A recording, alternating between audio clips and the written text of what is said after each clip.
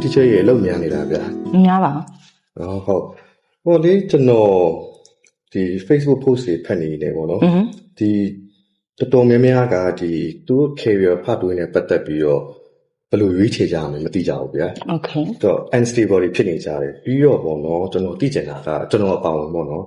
ကိုယ့်ရဲ့ဒီ career goals ကိုရချမှတ်တယ်ဒါပေမဲ့ကျွန်တော်တို့ကအဲ့ဒီ goals ကိုဘယ်လိုသွားရမလဲမသိဘူးအဲ့ဒီ goal လည်းဟိုမရောက်သေးဘူးပေါ့နော်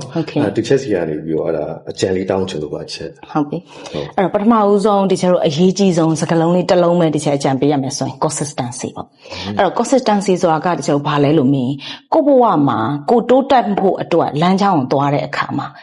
ကိုဘာတွေဖြည့်ရမလဲဆိုတာကိုအသိဆုံးပဲဒါပေမဲ့ဖြည့်တဲ့နေရာမှာလူငယ်တွေကငါညင်မကောင်းပါဘူးငါပါရမီမပါပါဘူးဆိုတဲ့စကားလုံးတွေနဲ့ပိတ်မိပြီးတော့ကိုလုံးရမယ့်အလုပ်တွေမလုပ်ဖြစ်ဘူးပေါ့နော်ဇွဲရှိနဲ့မလုပ်ဖြစ်အဲ့တော့အဓိကတချို့ပါရမီလည်းပါစရာမလိုဘူး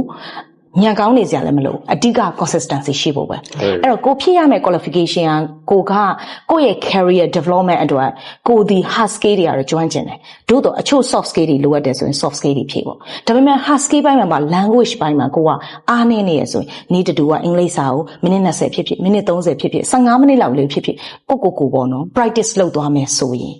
ဒီ 1% လောက် development ဒီကိုဘဝအတွက်အများကြီး monumental result တွေကိုသက်ဆောင်ပေးတတ်တယ်။ဒါကြောင့်တချို့တို့ဘဝမှာအဓိကပါရမီလည်းပါစရာမလိုဘူး။နံပါတ်1အရေးကြီးဆုံး consistency ရှိဖို့ပဲအရေးကြီး။ consistency เนาะဟုတ်။ဒါကြောင့်အခုကြည့်နေတဲ့ video ကြည့်နေတဲ့သူတွေရောအခုအချိန်မှာ consistency ရှိနဲ့ scale တစ်ခုကိုဖြည့်ရမယ်ဆိုရင်အဲ့ဒါကဘာဖြစ်မလဲ